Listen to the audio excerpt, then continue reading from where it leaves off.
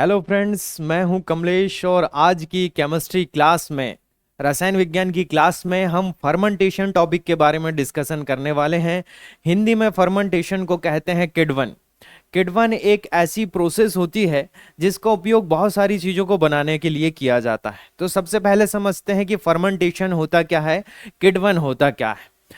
तो फर्मेंटेशन एक ऐसा बायोकेमिकल प्रोसेस होता है, एक ऐसी जैव रासायनिक प्रक्रिया है जिसमें कॉम्प्लेक्स कंपाउंड को कन्वर्ट कर किया जाता है सिंपल ऑर्गेनिक कंपाउंड में। हिंदी में कहें तो एक ऐसी जैव रासायनिक प्रक्रिया जिसमें जटिल कार्बनिक यौगिकों को सरल कार्बनिक यौगिकों में तोड़ा जाता है। और साधारण शब्दों में अगर कहें तो जो बड़े अणु होते हैं उनको छोटे अणु में तोड़ा जाता है। इसमें तोड़ने के लिए या कन्वर्ट करने के लिए एंजाइमों की आवश्यकता होती है या कोई सूक्ष्म जीवों की आवश्यकता होती है। कोई भी एंजाइम हो सकते हैं या कोई माइक्रो ऑर्गेनिज्म हो सकते हैं। तो फर्मेंटेशन को हम परिभाषा के तौर पर समझते हैं सबसे पहले कि फर्मेंटेशन होता क्या है। Fermentation is a biochemical process in which complex organic compound are decompose into simple organic compound with the help of enzyme.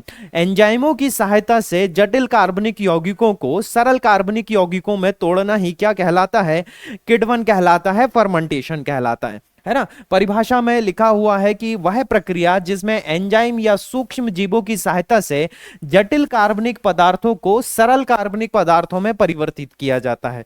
जटिल कार्बनिक पदार्थ ऐसे पदार्थ होते हैं जिनको तोड़ने पर बहुत सारे छोटे छोटे सरल कार्बनिक पदार्थ, हम साधारण शब्दों में कहें तो बड़े अणुओं को एंजाइमों या सूक्ष्म जीवों की सहायता से छोटे अणुओं में तोड़ना, है ना। ये एक प्रोसेस होती है जिसको हम क्या कहते हैं, बायोकेमिकल प्रोसेस। एक क्या है, जैव रासायनिक क्रिया होती है, बायोकेमिकल प्रोसेस होती है ना। जटिल कार्बनिक पदार्थों को विघटित किया जाता है, विघटित किया जाता है सरल कार्बनिक पदार्थों में, है ना। किसकी सहायता से किया जाता है, तो हम बोलेंगे एंजाइमों की सहायता से या सूक्ष्म जीवों की सहायता से किया जाता है। जो फर्मेंटेशन होता है इसमें ऑक्सीजन की आवश्यकता नहीं होती है। इंपॉर्टेंट टॉपिक है आपका फर्मेंटेशन, ध्यान से समझिएगा कि फर्मेंटेशन में ऑक्सीजन की आवश्यकता नहीं होती है। Oxygen is not require in this process, oxygen की आवश्यकता नहीं होती है। तो बड़ी ही आसान परिभाषा है फर्मेंटेशन की, जो एक ही बार में समझ में आ जाती है कि एक ऐसी बायोकेमिकल प्रोसेस है जो कॉम्प्लेक्स कंपाउंड को सिंपल कंपाउंड में कन्वर्ट करती है with the help of enzyme. तो चलिए आगे समझते हैं फर्मेंटेशन के बारे में कि फर्मेंटेशन के उदाहरण क्या क्या होते हैं। एग्जाम्पल ऑफ फर्मेंटेशन किसे कहते हैं, हम एग्जाम्पल से समझते हैं। जैसे कि पहला एग्जाम्पल दिया हुआ है हमारे पास, एक होता है लैक्टिक एसिड बैक्टीरिया। कौन सा बैक्टीरिया, लैक्टिक एसिड बैक्टीरिया, जो कि दूध की शर्करा, दूध में पाई जानी जो मिल्क की शर्करा होती है, मिल्क में शुगर होती है, उसका नाम क्या होता है, लैक्टोज। दूध की शर्करा को फर्मेंटेट करके लैक्टिक एसिड बनाता है, फर्मेंटेट करके लैक्टिक एसिड बनाता है, जो क्या करता है, जिससे दूध फट जाता है और दही में कन्वर्ट हो जाता है। तो हम बोलेंगे दूध से दही में बनने के लिए कौन से बैक्टीरिया का उपयोग हुआ, तो बोलेंगे लैक्टिक एसिड बैक्टीरिया। ये जो लैक्टिक एसिड बैक्टीरिया है दूध की शर्करा को फर्मेंटेट करके लैक्टिक एसिड बना देता है। लैक्टिक एसिड फिर क्या करेगा, तो बोले लैक्टिक एसिड जो होता है वो दूध को दही में कन्वर्ट कर देता है।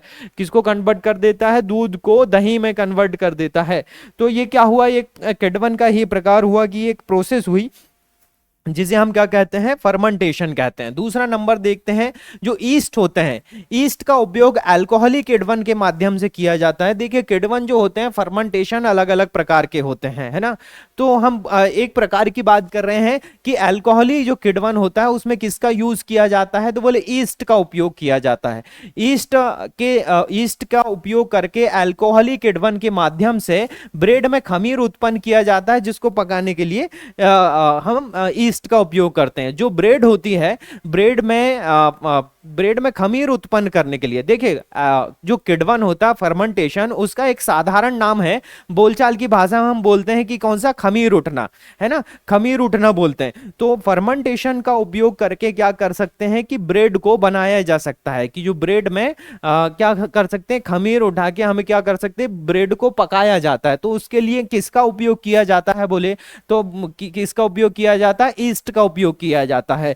Yeast is also used in baking lemon bread through alcoholic fermentation, alcoholic fermentation के द्वारा ब्रेड में खमीर उत्पन्न किया जाता है, जिससे क्या होती है, ब्रेड बनती है। एक और उदाहरण दिया हमारे पास, एक होता है लैक्टिक एसिड किण्वन। ये क्या है, किण्वन का ही एक प्रकार है लैक्टिक एसिड किण्वन। जैसे कि अल्कोहलिक फर्मेंटेशन होता है, वैसे ही लैक्टिक एसिड फर्मेंटेशन होता है ना। इसमें क्या होता है कि जो जैव रासायनिक प्रक्रियाओं के साथ विभिन्न प्रकार के पनीर के उत्पादन इसमें किया जाता है। लैक्टिक एसिड फर्मेंटेशन से क्या किया जाता है, वेरियस टाइप ऑफ चीज का क्या कर सकते हैं, निर्माण कर सकते हैं, प्रोडक्शन कर सकते हैं। तो हम बोलेंगे कि चीज का फर्मेंटेशन किसके द्वारा होता है, तो बोले हम लैक्टिक एसिड फर्मेंटेशन के द्वारा होता है ना। तो लैक्टिक एसिड फर्मेंटेशन के द्वारा पनीर के उत्पादन में भी फर्मेंटेशन का उपयोग किया जाता है। एक और उदाहरण हमारे पास में है कि जो एसिटोबैक्टर बैक्टीरिया होता है, एसिटोबैक्टर बैक्टीरिया द्वारा किया जाने वाला एसिटिक एसिड किण्वन। देखिए एसिटिक एसिड किण्वन किसके द्वारा किया जाता है, तो हम बोलेंगे एसिटोबैक्टर बैक्टीरिया द्वारा किया जाता है। एसिटिक एसिड किण्वन किसके द्वारा किया जाता है, एसिटिक एसिड बैक्टीरिया के द्वारा किया जाता है। तो इसमें क्या बनता है, इसमें बनता है सिरका, विनेगर। सिरका बनाने के लिए किसका उपयोग किया जाता है, तो बोलेंगे एसिटोबैक्टर बैक्टीरिया का उपयोग किया जाता है। एक एसिटोबैक्टर बैक्टीरिया है, देखिए acetic acid fermentation perform by acetobacter bacteria is used to make vinegar. Vinegar बनाने के लिए हम क्या कर सकते हैं, कौन सी प्रोसेस यूज करेंगे, तो बोले फर्मेंटेशन प्रोसेस का यूज करेंगे। जिससे क्या निर्माण होगा, तो बोलेगा विनेगर का निर्माण होगा। विनेगर बनाने के लिए, सिरका बनाने के लिए हमें फर्मेंटेशन प्रोसेस का यूज करना पड़ता है ना। तो और ये फर्मेंटेशन किसके द्वारा होता है, तो बोलेंगे एसिटोबैक्टर बैक्टीरिया के द्वारा होता है ना। एसिटोबैक्टर बैक्टीरिया द्वारा एसिटिक एसिड फर्मेंटेशन होता है, जिसके द्वारा सिरका बनाया जाता है। चलिए एक और उदाहरण देखते हैं हम कि ईस्ट अल्कोहलिक किण्वन। एक अल्कोहली जो किण्वन होता है, जो किसके द्वारा होता है, ईस्ट के द्वारा। हमने एक बार और अभी पढ़ा कि अल्कोहलिक किण्वन किसके द्वारा होता है, ईस्ट के द्वारा होता है। इसके माध्यम से क्या होता है कि जो फलों में शर्करा होती है, जैसे कि फ्रक्टोज हुआ, ग्लूकोज हुआ, जो फलों में शर्करा होती है, जैसे उदाहरण के लिए हम बोलते हैं कि अंगूर के अंदर जो शर्करा होती है, अंगूर का फर्मेंटेशन करके वाइन बनाया जाता है। बियर का जो जौ का फर्मेंटेशन होता है, बार्ले जो होता है, बार्ले का फर्मेंटेशन करने के बियर बनाया जाता है। तो जो हम बोलेंगे कि अल्कोहलिक फर्मेंटेशन के द्वारा क्या होता है कि जो फलों में शर्करा होती है, इसका उपयोग करके एथेनॉल और कार्बन डाइऑक्साइड में परिवर्तित किया जाता है। तो जिससे क्या होता है, फर्मेंटेशन होता है। और यह प्रक्रिया में क्या क्या बनाया जाता है, तो बोले बियर बनाया जाता है, वाइन बनाया जाता है, स्पिरिट बनाया जाता है। तो हम बोलेंगे क्या कि जो अल्कोहलिक फर्मेंटेशन होता है, जिसमें ईस्ट का उपयोग होता है, इसके द्वारा जो फलों में जो शर्करा होती है उसका उपयोग करके बियर, वाइन और स्पिरिट बनाया जाता है ना। हम बोलेंगे कि अल्कोहलिक फर्मेंटेशन के माध्यम से जो ईस्ट होता है, जो फलों में शर्करा को किसमें कन्वर्ट कर देता है, एथेनॉल और कार्बन डाइऑक्साइड में परिवर्तित कर देता है। और इस प्रक्रिया के द्वारा क्या बनाया जाता है, तो बोलेंगे बियर बनाई जाती है, वाइन बनाई जाती है या स्पिरिट बनाई जाती है। जैसे कि हमने बताया कि अंगूर में जो शर्करा होती है उसका फर्मेंटेशन करके क्या बनाई जाती है, तो बोले वाइन बनाई जाती है। जो बार्ले होता है, जो जौ होता है, जौ का फर्मेंटेशन करके क्या बनाई जाती है, बियर बनाई जाती है ना। तो इस प्रकार से हम समझ सकते हैं बियर, वाइन एंड स्पिरिट, अलग अलग प्रकार के बियर, वाइन या स्पिरिट बनाने के लिए भी फर्मेंटेशन प्रोसेस का यूज करना पड़ता है। एक और इसका मोस्ट इंपॉर्टेंट पॉइंट है कि फर्मेंटेशन का उपयोग एथेनॉल जैसे जैव ईंधन का उत्पादन करने में किया जाता है। जो एथेनॉल होता है, एथेनॉल एक बायोफ्यूल होता है, इसका उपयोग करके हम क्या कर सकते हैं, बहुत सारी चीजों को बना सकते हैं। तो एथेनॉल एक बायोफ्यूल है, एक जैव ईंधन है। तो एथेनॉल बनाने के लिए किसका उपयोग किया जाता है, तो फर्मेंटेशन प्रोसेस का उपयोग किया जाता है। तो बहुत सारी चीजें और भी होती है फर्मेंटेशन में के उदाहरण में, है ना। तो हमने कुछ चीजों के बारे में यहाँ पर डिस्कशन किया कि फर्मेंटेशन के उदाहरण कौन कौन से होंगे, आपको क्लियर होगा, अच्छे से समझेंगे, है ना।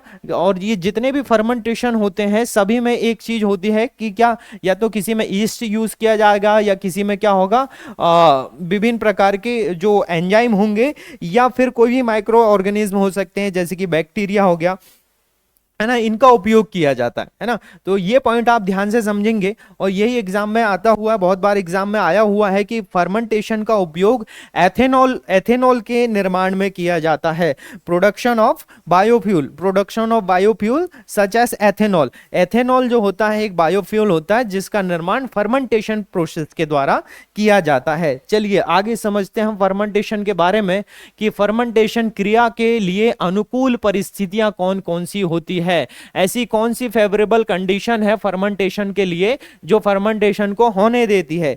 देखिए फर्मेंटेशन अगर करना है आपको तो कुछ कंडीशन आपको अप्लाई करना पड़ेगा। हर एक कंडीशन में फर्मेंटेशन नहीं होता है। तो ऐसी कौन कौन सी कंडीशन होती है, कौन कौन सी परिस्थितियां हैं जिसमें क्या होता है, फर्मेंटेशन होता है। ध्यान से समझेंगे। सबसे पहला है कि किसी भी कार्बनिक यौगिक जो ऑर्गेनिक कंपाउंड होता है वह तनु विलयन होना चाहिए। कैसा होना चाहिए? The solution of organic compound use should be dilute होना चाहिए। जो भी ऑर्गेनिक कंपाउंड का हम यूज कर रहे हैं वो कैसा होना चाहिए? डाइल्यूट होना चाहिए, तभी फर्मेंटेशन होगा। ये पहली कंडीशन है ना। दूसरी कंडीशन बोल रहे हैं कि जो टेम्परेचर होता है वो 25 से 30 डिग्री सेंटीग्रेड होना चाहिए। Temperature should be approximately 25 to 30 degree centigrade, 25 से 30 डिग्री सेंटीग्रेड के बीच में होना चाहिए टेम्परेचर। पहला क्या कि जो सॉल्यूशन है हमारे पास वो डाइल्यूट होना चाहिए। टेम्परेचर कितना होना चाहिए? 25 से 30 डिग्री टेम्परेचर होना चाहिए। जो किण्वों है, यहाँ एंजाइम की बात कर रहे हैं, एंजाइम या जो अणुजीवों को जीवित रखने के लिए वायु का संचार होना चाहिए। जो एंजाइम है या जो भी माइक्रो ऑर्गेनिज्म है या जो सूक्ष्म जीव है उनको जीवित रखने के लिए किसकी जरूरत होनी चाहिए?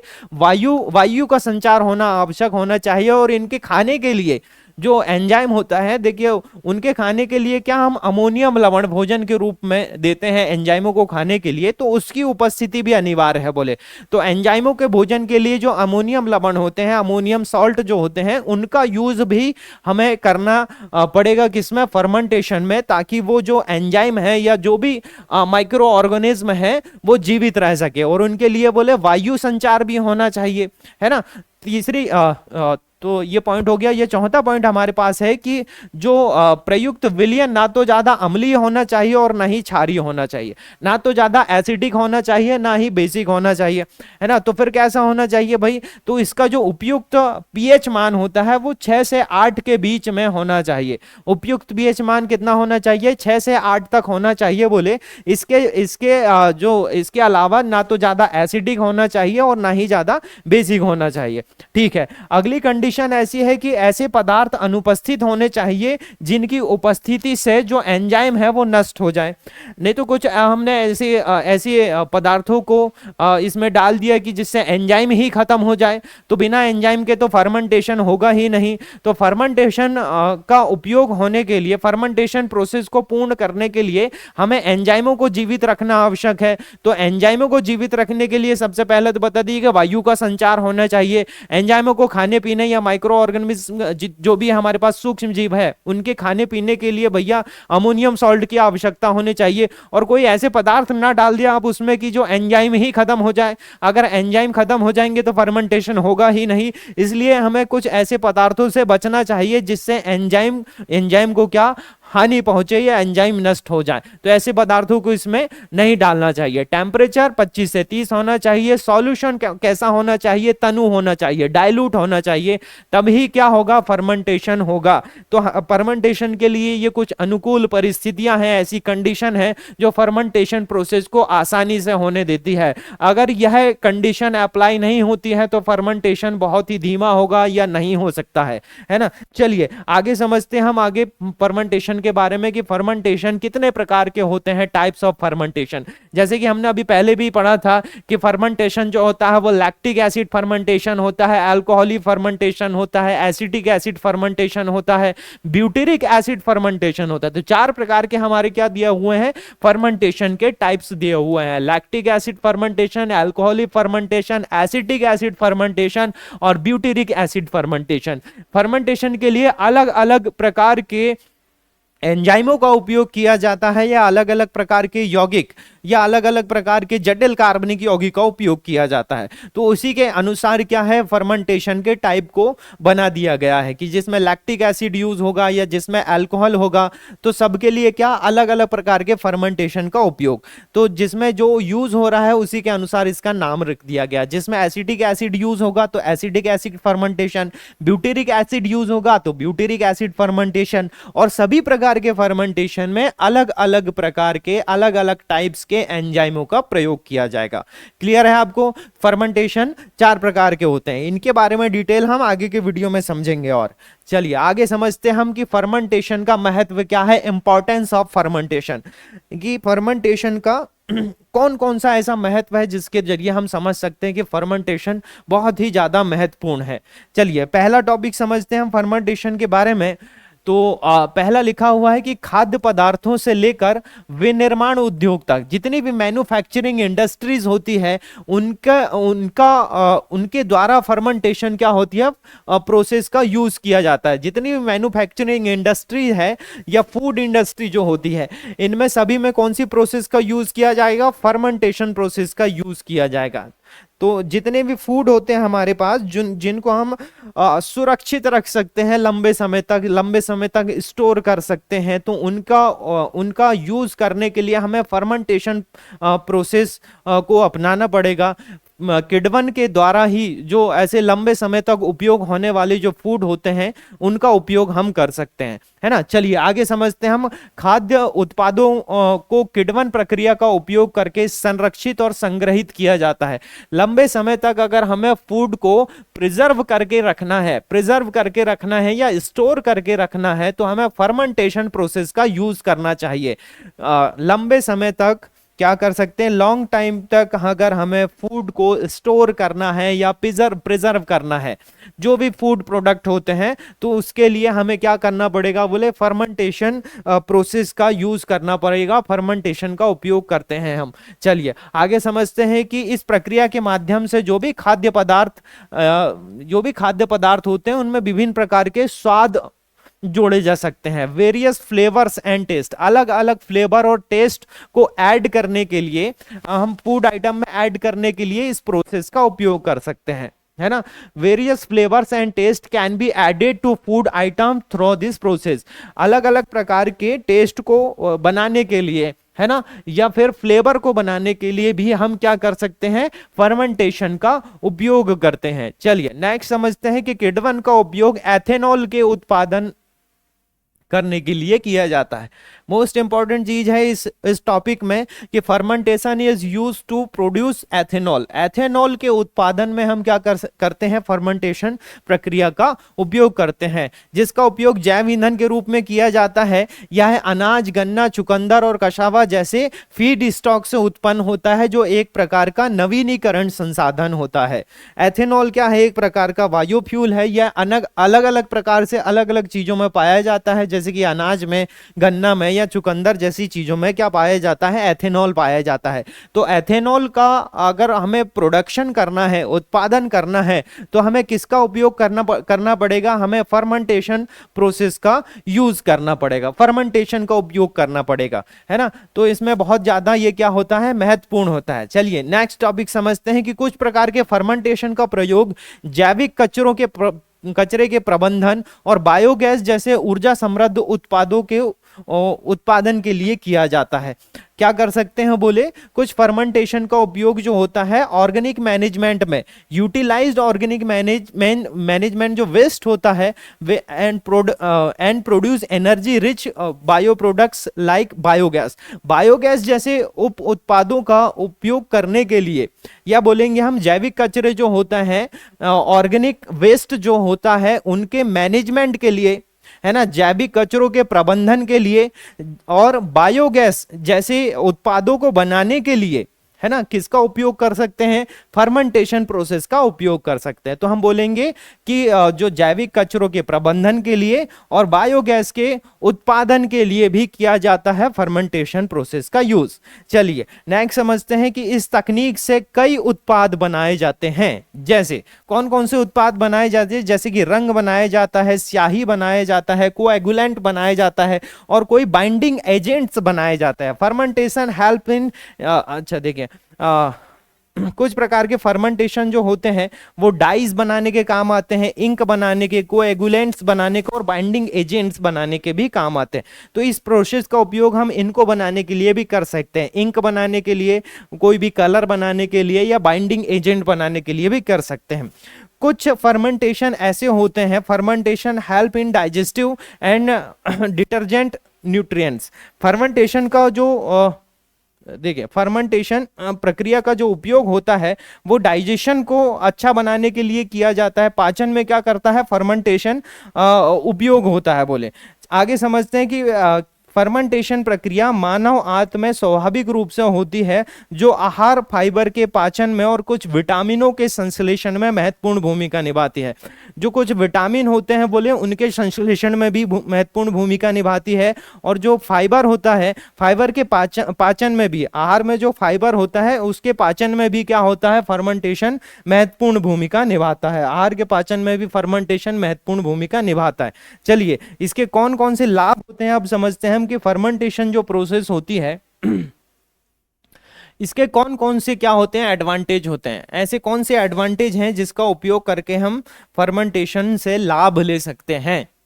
चलिए सबसे पहला है कि किण्वन विभिन्न उद्योगों और अनुप्रयोगों में विभिन्न प्रकार के लाभ प्रदान करता है। यह कई उद्देश्यों के लिए महत्वपूर्ण प्रक्रिया बन जाती है ना। तो कौन कौन से उद्देश्य होते हैं या किनके द्वारा फर्मेंटेशन यूज होता है समझते हैं। किण्वन हानिकारक सूक्ष्म जीवों को रोकते हैं। किनको रोकते हैं? हानिकारक सूक्ष्म जीवों को रोकते हैं। जो लाभकारी सूक्ष्म जीव होते हैं उनके लिए अनुकूल वातावरण बनाते हैं, जिससे क्या कर सकते हैं हम भोजन को संरक्षित कर सकते हैं या खाद्य उत्पादों की जो सेल्फ लाइफ होती है उनको बढ़ा सकते हैं। भोजन को संरक्षित करने के लिए, प्रिजर्व करने के लिए भी हम क्या कर सकते हैं, जितनी भी फूड इंडस्ट्रीज होती है उनमें क्या करता है ये हानिकारक जो सूक्ष्म जीव होते हैं, हानिकारक सूक्ष्म जीवों को और रोकता है, और लाभकारी जो सूक्ष्म जीव होते हैं, जो बेनिफिशियल माइक्रो ऑर्गेनिज्म होते हैं उनको बनाए रखता है ना। बेनिफिशियल सूक्ष्म जीव जो माइक्रो ऑर्गेनिज्म है उनको बनाए रखता है, जिससे क्या होता है जो भोजन है हमारे पास, जो फूड है वो लंबे समय तक स्टोर हो सकता है, जिसको हम क्या कर सकते हैं प्रिजर्व करके रख सकते हैं। तो चलिए दूसरा देखते हैं, एथेनॉल जैसे जैव ईंधन बनाने के लिए। अभी हमने थोड़ी देर पहले ही समझा कि एथेनॉल जो बायोफ्यूल है उसके निर्माण के लिए, है ना, बायोफ्यूल के निर्माण के लिए क्या कर सकते हैं हम किण्वन प्रोसेस का यूज कर सकते हैं। इससे क्या होता है बोले, जो जीवाश्म ईंधन होता है उसकी जगह ले सकता है कौन, जो हमारे पास एथेनॉल है। इससे प्रदूषण और प्रदूषण कम होता है और प्राकृतिक संसाधनों पर हमारी जो निर्भरता है और निर्भरता को कम करने में भी क्या होता है ये मदद करता है।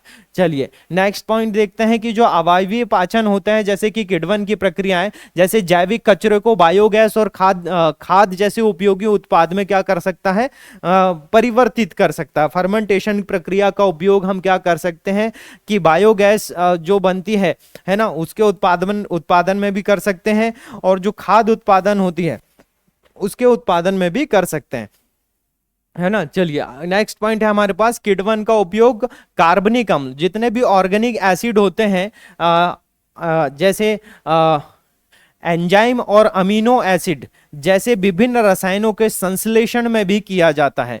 जो भी एंजाइम और अमीनो एसिड होते हैं, है ना, organic acid like that enzyme and amino acid, इनके निर्माण में भी, इनके संश्लेषण में भी क्या किया जाता है किण्वन का प्रयोग किया जाता है।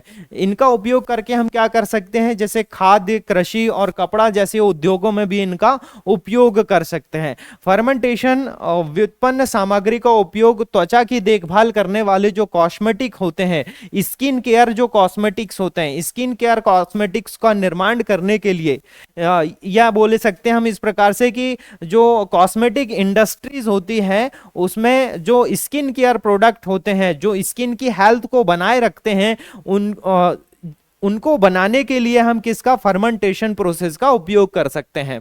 जो स्किन केयर इंडस्ट्रीज होती है ना, जितने भी प्रकार के कॉस्मेटिक्स बनाते हैं तो उसमें हम फर्मेंटेशन प्रोसेस का यूज कर सकते हैं। चलिए, एक और लाभ है इसका, बोले क्या कि किडवन का उपयोग विभिन्न प्रकार के फार्मास्यूटिकल्स या टीके बनाने के लिए, या वैक्सीन बनाने के लिए भी क्या कर सकते हैं, इसका उपयोग कर सकते हैं, है ना। जैसे चिकित्सीय प्रोटीन का उत्पादन करने के लिए किया जाता है, इससे चिकित्सा उपचार और जैव प्रौद्योगिकी के अनुसंधान में भी क्या होती है, मदद मिलती है। मेडिकल ट्रीटमेंट में क्या होती है, हेल्प मिलती है। एंड जो बायोटेक्निकल जो रिसर्च सेंटर होते हैं, अनुसंधान केंद्र होते हैं, उसमें भी इसका यूज किया जाता है। तो हम बोलेंगे विभिन्न प्रकार के टीके बनाने के लिए, वैक्सीन बनाने के लिए जो फार्मास्यूटिकल्स कंपनी होती है ना, वो क्या कर सकती है, फर्मेंटेशन करती है, जिसका उपयोग करके विभिन्न प्रकार के वैक्सीन वगैरह बनाई जाती है। तो फर्मेंटेशन के और भी बहुत सारे लाभ होते हैं, है ना। तो हमने कुछ लाभों को यहां पर देखा। चलिए आगे समझते हैं हम। अब क्वेश्चन आता है कि फर्मेंटेशन के क्या उपयोग हैं। अभी हमने समझा बहुत सारे इसके उपयोग, फर्मेंटेशन का उपयोग कहाँ कहाँ किया जाता है। तो एक एक करके समझते हैं हम कि किडवन के सामान्य उत्पादों में सबसे ज्यादा जो बनाया जाता है फर्मेंटेट करके, जैसे कि बियर, वाइन बनाई जाती है, या मादक पेय पदार्थ बनाया जाता है। दही और पनीर जैसे डेयरी उत्पाद जो होते हैं, या मसालेदार भोजन जो होते हैं, है ना, उनका निर्माण करने के लिए, या सिरका का निर्माण करने के लिए, जैव ईंधन जैसे कि एथेनॉल का निर्माण करने के लिए इसका उपयोग किया जाता है। विनेगर के लिए, बायोफ्यूल के लिए, चीज के लिए, योगर्ट के लिए, बियर के लिए, वाइन के लिए, या कोई डेयरी प्रोडक्ट होते हैं, इनका उत्पादन करने के लिए क्या किया जाता है, फर्मेंटेशन प्रोसेस का यूज किया जाता है। तो फर्मेंटेशन प्रोसेस बहुत जगह पर यूज की जाती है, अलग अलग इंडस्ट्री में अलग अलग प्रकार से हम क्या कर सकते हैं, फर्मेंटेशन का यूज कर सकते हैं। तो आपको ध्यान देना है, इतनी सारी चीजों में सभी में क्या किया जाता है, फर्मेंटेशन प्रोसेस का यूज किया जाता है, किडवन का यूज किया जाता है। चलिए आगे समझते हैं हम। अगला क्वेश्चन क्या बनेगा इसका कि किडवन की खोज किसने किया, फर्मेंटेशन को डिस्कवर किसने किया है भाई। तो 1857 में लुई पास्चर ने किडवन की क्या किया है, खोज किया है। जो लुई पास्चर है, इन्होंने क्या किया है, डिस्कवर किया है प्रोसेस के बारे में। कौन सी प्रोसेस, फर्मेंटेशन प्रोसेस का यूज किया है ना। इनकी खोज की है किसने, लुई पास्चर ने सन 1857 में इसका खोज किया है ना। चलिए जो अगला क्वेश्चन है कि किडवन में शामिल होने वाले कौन कौन से माइक्रो ऑर्गेनिज्म है, कौन कौन से सूक्ष्म जीव है जो फर्मेंटेशन को करते हैं, कौन कौन से सूक्ष्म जीव है जो फर्मेंटेशन को करते हैं। तो अभी हमने बताया कि बिना सूक्ष्म जीवों के फर्मेंटेशन क्या होता है, नहीं होता है। तो फर्मेंटेशन के लिए कोई भी सूक्ष्म जीवों की जरूरत होती है या एंजाइम की जरूरत होती है ना। तो आमतौर पर जो फर्मेंटेशन होता है उसमें जो सूक्ष्म जीव होते हैं, जैसे कि ईस्ट हो गया या कोई एंजाइम हो गए, है ना, तो सभी के लिए अलग अलग फर्मेंटेशन में अलग अलग जो सूक्ष्म जीव होते हैं उनका उपयोग किया जाता है ना। तो चलिए समझते हैं कि कौन कौन से सूक्ष्म जीव होते हैं इसमें। तो आमतौर पर किडवन में जो शामिल होने वाले सूक्ष्म जीव है वो है ईस्ट, है ना। ईस्ट जैसे अल्कोहल किडवन के लिए ईस्ट का उपयोग किया जाता है। लैक्टिक एसिड बैक्टीरिया, जो लैक्टिक एसिड बैक्टीरिया है वो लैक्टिक एसिड किडवन के लिए यूज होता है। वैसे ही अगर बोले हम एसिडिक एसिड किडवन के लिए, एसिडिक एसिड किडवन के लिए एसिटोबैक्टर बैक्टीरिया, है ना। अलग अलग किडवन के लिए जो होता है अलग अलग प्रकार के बैक्टीरिया या फिर एंजाइम प्रयोग किए जाते हैं। आपको ध्यान देना है कि जो अल्कोहली किडवन के लिए क्वेश्चन बनता है कि अल्कोहली फर्मेंटेशन के लिए किस प्रकार के सूक्ष्म जीव की आवश्यकता पड़ती है, तब आप बोलेंगे आंसर में क्या, हमें ईस्ट की आवश्यकता पड़ती है ना। ईस्ट की उपस्थिति होती है तभी क्या होता है, अल्कोहली फर्मेंटेशन होता है। अब बोलेंगे लैक्टिक एसिड फर्मेंटेशन किसके द्वारा होता है, तो लैक्टिक एसिड बैक्टीरिया के द्वारा होता है, लैक्टिक एसिड बैक्टीरिया के द्वारा होता है। एसिडिक एसिड फर्मेंटेशन किसके द्वारा होता है, तो एसिडिक एसिड बैक्टीरिया में के द्वारा होता है ना। चलिए, तो फर्मेंटेशन के बारे में हमने इस क्लास में बहुत सारी चीजें देखा, है ना, कि फर्मेंटेशन की डेफिनेशन क्या होती है। जो बड़े बड़े ऑर्गेनिक कंपाउंड होते हैं, कार्बनिक यौगिक होते हैं, उनको छोटे छोटे कार्बनिक यौगिक या छोटे छोटे कंपाउंड में तोड़ना, किसकी हेल्प से? तो बोले एंजाइमों की हेल्प से, ईस्ट की हेल्प से, या कोई बैक्टीरिया जिसको हम सूक्ष्म जीव भी बोलते हैं उनकी हेल्प से ये प्रोसेस को किया जाता है ना। अच्छा, इसमें ऑक्सीजन की जरूरत होती है क्या? नहीं, ऑक्सीजन की जरूरत, ऑक्सीजन की आवश्यकता नहीं होती है, ऑक्सीजन की आवश्यकता ही नहीं होती है। किण्वन के उदाहरण हमने बहुत सारे देखा कि किण्वन जो होते हैं बहुत सारे इसके क्या है उदाहरण है।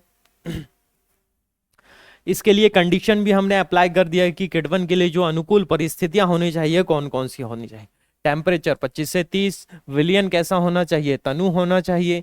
जो एंजाइम वगैरह हैं या जो सूक्ष्म जीव हैं उनको जीवित रखने के लिए वायु का संचार होना चाहिए। उनके खाने पीने की व्यवस्था होनी चाहिए जैसे कि अमोनियम लवण, है ना। और कोई ऐसे पदार्थ ना हो कि जो एंजाइम को ही नष्ट कर दे या सूक्ष्म जीव को ही नष्ट कर दे, ऐसे एंजाइम ऐसे पदार्थों को नहीं लेना है। और पीएच मान कितना होना चाहिए विलियन का? तो विलियन का पीएच मान 6 से 8 के बीच में होना चाहिए। बोले ना तो अधिक अम्लीय और ना ही क्षारीय होना चाहिए। ये कंडीशन होती है। किण्वन के प्रकार पढ़ा हमने, किण्वन के बहुत सारे महत्व होते हैं, लाभ भी होते हैं और इनके उपयोग होते हैं, है ना।